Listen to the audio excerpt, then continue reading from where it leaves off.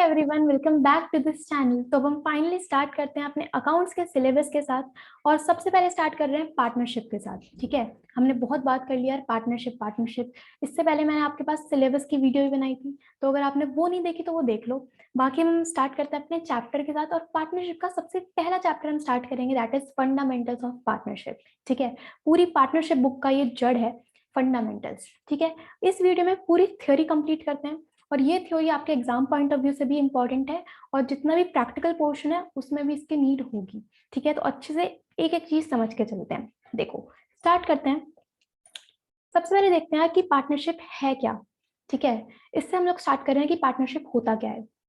तो देखो भाई, आपने क्लास 11th में जितनी भी अकाउंटिंग करी वो की थी एक सोल प्रोप्राइटर की। ठीक है, सोल प्रोप्राइटर यानी कि जो एक अकेला इंडिविजुअल बिजनेस चला रहा है। ठीक है, बिजनेस में खुद ही पैसा लगाता है, जितने ही प्रॉफिट होंगे वो अकेला लेके जाएगा, अगर कुछ लॉस होता है तो उसे अकेले बियर करना है। ठीक है, उसकी स्किल्स भी लिमिटेड है, सारी डिसीजन मेकिंग उसे अकेले करनी है।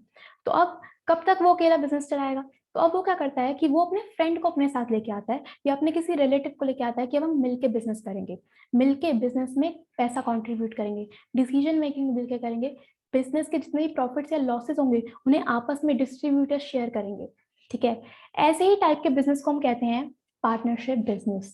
ठीक है, इसकी डेफिनेशन क्या है? तो देखो, सबसे पहली चीज, partnership is defined by Indian partnership act 1932। ठीक है, पार्टनरशिप के लिए जो एक्ट है वो है इंडियन पार्टनरशिप एक्ट 1932, और सेक्शन नंबर 4 में इसकी डेफिनेशन दी है। ठीक है, तो ये सेक्शन आपको याद रखना है, सेक्शन नंबर 4। ठीक है, देखो क्या लिखा है। Partnership is the relation between persons who have agreed to share the profits of a business carried on by all or any of them acting for all. इसका मतलब क्या है? Partnership is the relation between persons. Relation यानी कि एक संबंध है लोगों के बीच में, जिन्होंने आपस में मिलकर ये अग्री किया है कि वो बिजनेस के जितने भी प्रॉफिट्स हैं या जितने भी लॉसेस हैं उन्हें आपस में शेयर करेंगे, of a business carried on by all or any of them acting for all. इसका मतलब क्या है कि अगर 3 लोग हैं, 3 लोग मिलकर बिजनेस कर रहे हैं, तो हो सकता है कि एक ही इंडिविजुअल की, सपोज 3 लोग हैं, ए, बी और सी। ठीक है, इन तीनों ने मिलकर एक फर्म बनाई, पार्टनरशिप फर्म बनाई, और अब हो सकता है कि ए सबके बिहाफ पे काम करे, ठीक है, पूरे बिजनेस को मैनेज करे सबके बिहाफ में, या फिर तीनों मिलकर बिजनेस करें, तो वो भी पार्टनरशिप कहलाएगा। ठीक है, तो इस लाइन का मतलब यही है, business carried on by all, या तो सब लोग मिलकर बिजनेस करेंगे, या फिर any of them acting for all, या फिर कोई एक इंडिविजुअल सबके बिहाफ पे काम करेगा। ठीक है, इस टाइप के बिजनेस को हम कहते हैं पार्टनरशिप। ओके, इसके बाद क्या लिखा है? The persons who have entered into a partnership with one another are called partners. जो भी लोग इस बिजनेस में एंटर करते हैं उन्हें हम कहते हैं पार्टनर्स, और कलेक्टिवली अगर हम देखें तो वो बन जाती है एक फर्म, पार्टनरशिप फर्म। ठीक है, होपफुली आप लोगों को पार्टनरशिप का मीनिंग क्लियर हुआ होगा। ओके, इसके बाद आगे बढ़ते हैं। अब आता है नेचर ऑफ पार्टनरशिप, कि पार्टनरशिप का नेचर क्या है। तो देखो, इसमें आपको 2 पॉइंट ऑफ व्यू से पढ़ना है, एक अकाउंटिंग पॉइंट ऑफ व्यू, दूसरा है लीगल पॉइंट ऑफ व्यू। ठीक है, सिंपल चीज में आपको समझनी है सेपरेट लीगल एंटिटी का कॉन्सेप्ट, सेपरेट लीगल एंटिटी। ठीक है, इसका मीनिंग आपको पता होगा। सेपरेट लीगल एंटिटी यानी कि बिजनेस अलग है और जो मेंबर्स हैं, जो पार्टनर्स हैं वो अलग हैं। ठीक है, अगर हम बात करें अकाउंटिंग पॉइंट ऑफ व्यू से, तो हाँ, there is a separate legal entity, यानी कि जो फर्म है वो अपने नाम से जानी जाएगी और जो पार्टनर्स हैं वो अलग हैं। ठीक है, तो partnership is a separate business entity from its members, sorry from its partners in case of, अगर हम बात करें अकाउंटिंग पॉइंट से। ठीक है, बट अगर हम बात करें लीगल पॉइंट ऑफ व्यू से, तो there is not a separate legal entity.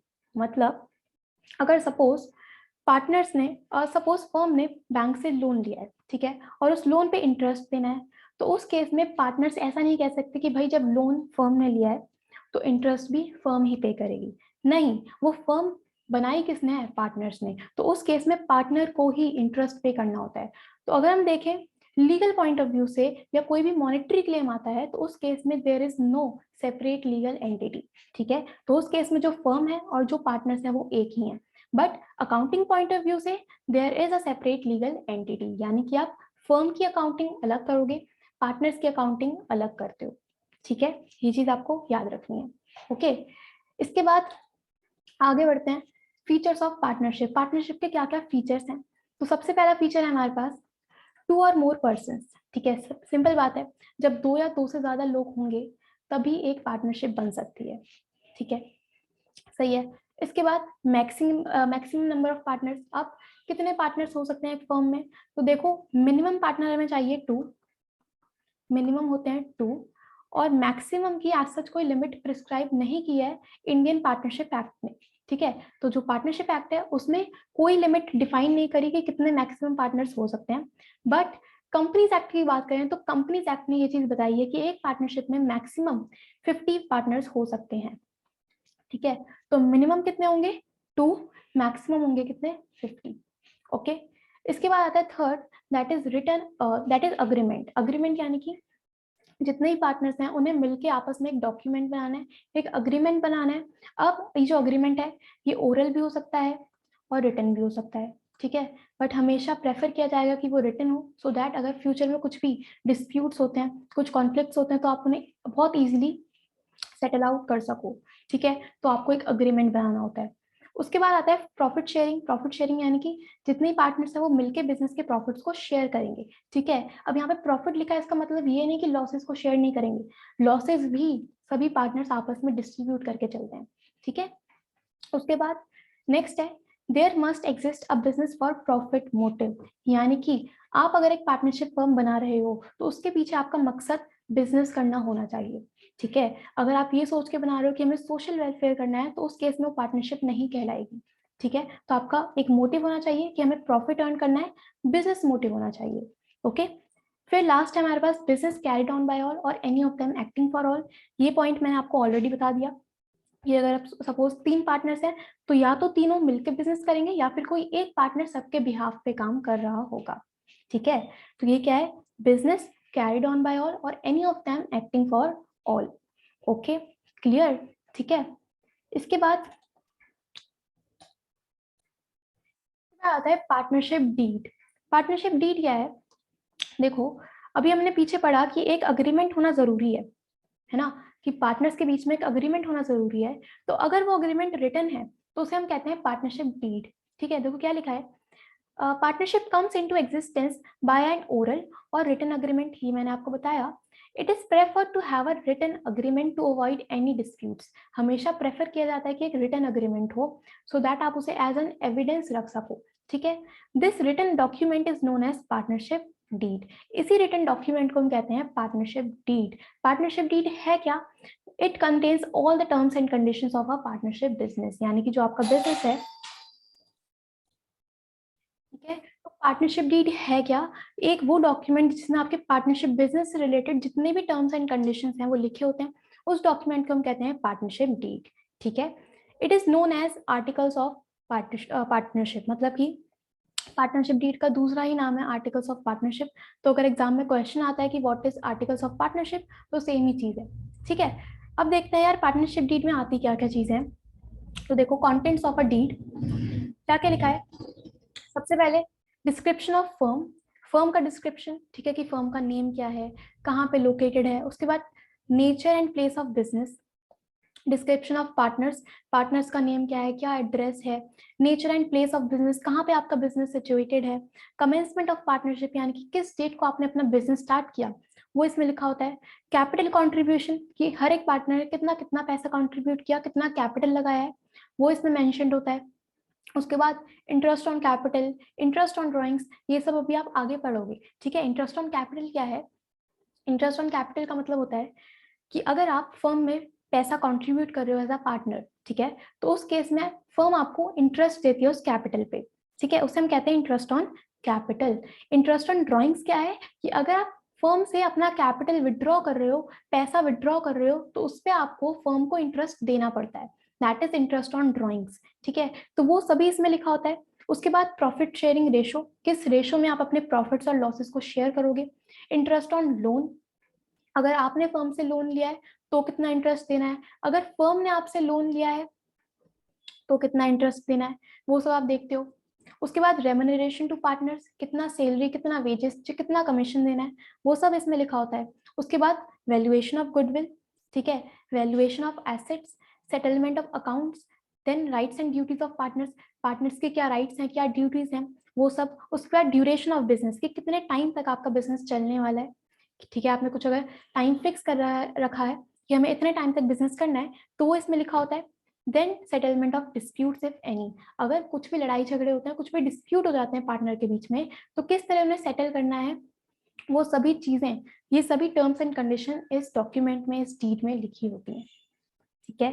सही है, तो ये हमारा टॉपिक होता है कंप्लीट पार्टनरशिप डीड का। ओके, इसके बाद आगे देखें तो नेक्स्ट टॉपिक है, is it essential to have a partnership deed, क्या ये कंपल्सरी है कि एक डीड होना जरूरी है। देखो क्या लिखा है, it is not essential but desirable to have a partnership deed in case partnership deed doesn't exist, provisions of the Indian partnership act 1932 will apply. मतलब कि कंपल्सरी नहीं है कि आपके पास एक डीड होना जरूरी है, बट अगर होगी तो आपके लिए बेनिफिशियल है, ठीक है। बट अगर डीड नहीं है तो कौन से रूल्स अप्लाई होंगे, वो रूल्स होंगे इंडियन पार्टनरशिप एक्ट के अकॉर्डिंगली। मतलब अगर हमने डीड बनाई है तो उसमें हमने लिखा होगा कि हमें कितना इंटरेस्ट ऑन कैपिटल देना है, बट अगर डीड नहीं है तो कितना देना है, वो डिपेंड करता है इंडियन पार्टनरशिप एक्ट के प्रोविजंस के ऊपर, ठीक है। इसके बाद partnership deed governs the rights, duties and liabilities of each partner, ठीक है। In case of any dispute among partners they are settled on the basis of deed, यही चीज हमने पीछे भी पढ़ी है, ओके। इसके बाद सबसे इंपॉर्टेंट टॉपिक आता है इस चैप्टर का, जो कि आपको प्रैक्टिकल में बहुत हेल्प करेगा, वो है हमारे पास rules in the absence of partnership deed. मतलब अगर पार्टनरशिप डीड है ही नहीं, ठीक है, या फिर साइलेंट है, क्वेश्चन साइलेंट है, तो उस केस में क्या रूल्स अप्लाई होंगे, और ये रूल्स हैं एज पर द एक्ट, ठीक है। अभी हमने पीछे पढ़ा ना कि अगर डीड नहीं है तो हम एक्ट के प्रोविजंस को फॉलो करते हैं, तो अब अगर डीड नहीं है तो एक्ट के क्या प्रोविजंस हैं वो हम देखते हैं। सबसे पहले प्रॉफिट शेयरिंग रेशो, अगर आपने डीड नहीं बनाई तो किस रेशो में आप अपने प्रॉफिट्स और लॉसेस को शेयर करोगे, तो क्या लिखा है, profits and losses are shared equally by the partners, ठीक है। अगर कोई भी रेशो नहीं है, आपने डीड ही नहीं बनाई, तो जितने भी प्रॉफिट है, जितने भी लॉसेस हैं, वो पार्टनर्स के बीच में इक्वली डिस्ट्रीब्यूट होंगे, ठीक है। चाहे कोई पार्टनर ज्यादा काम करे, चाहे कोई पार्टनर कम काम करे, बट अगर आपने डीड नहीं बनाई तो किस तरह से शेयर होगा, इक्वली, ओके। इसके बाद सेकंड है interest on capital. Interest on capital मैंने अभी आपको पीछे बताया क्या होता है, कि देखो अगर ये देखो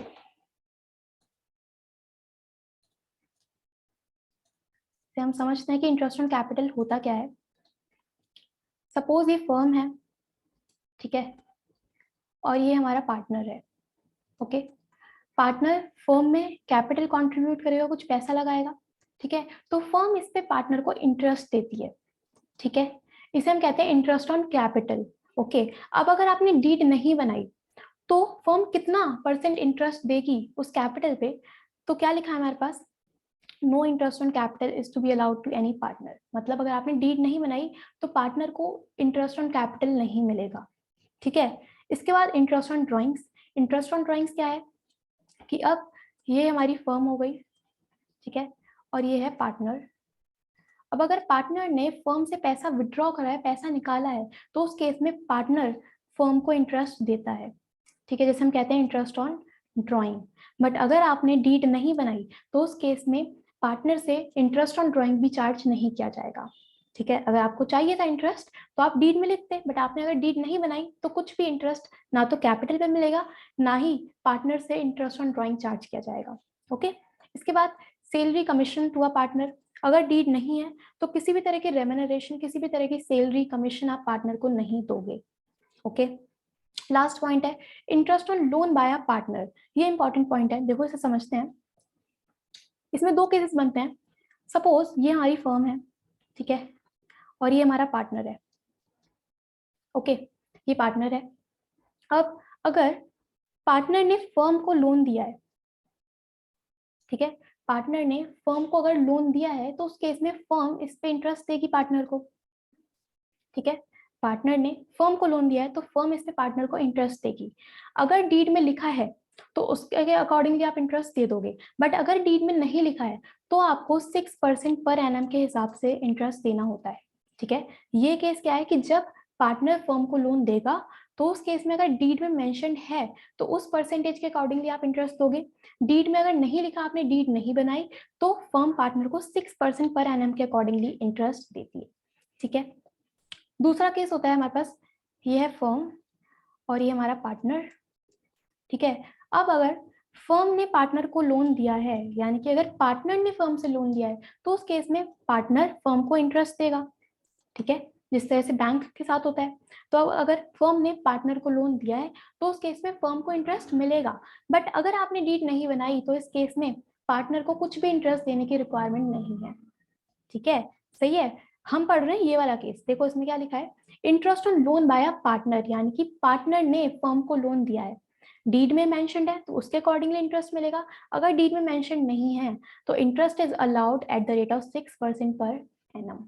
ओके, सही है। ये रूल्स कब अप्लाई होंगे, अगर पार्टनरशिप डीड नहीं है। कौन से प्रॉफिट शेयरिंग रेशो, जितने प्रॉफिट है जितने भी लॉसेस हैं वो इक्वली शेयर होंगे। इंटरेस्ट ऑन कैपिटल नहीं मिलेगा। इंटरेस्ट ऑन ड्राइंग पार्टनर से चार्ज नहीं किया जाएगा। किसी भी तरह की रेम्युनरेशन पार्टनर को नहीं दी जाएगी। और अगर पार्टनर फर्म से लोन लेता है, सॉरी, अगर पार्टनर फर्म को लोन देता है तो उस केस में पार्टनर को 6% के अकॉर्डिंगली इंटरेस्ट मिलता है। ओके, सही है। तो इस तरह से हमारा टॉपिक होता है कंप्लीट। ये हमने पूरा पढ़ा। सबसे पहले हमने स्टार्ट किया था पार्टनरशिप होता क्या है।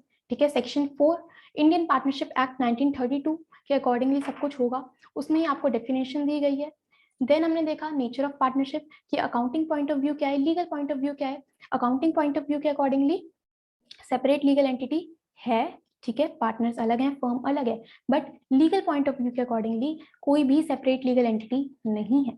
ठीक है, देन फीचर्स हमने देख लिए। उसके बाद पार्टनरशिप डीड क्या है ये देखा। पार्टनरशिप डीड का दूसरा ही नाम क्या है, articles of partnership. Okay, then क्या क्या चीजें आती हैं एक डीड में वो हमने देखा। उसके बाद क्या एक डीड बनाना कंपलसरी है, तो कंपलसरी तो नहीं है ना। इसके बाद रूल्स देखे in the absence of partnership deed. Okay, तो इसके साथ हमारा थ्योरी वाला पार्ट होता है कंप्लीट।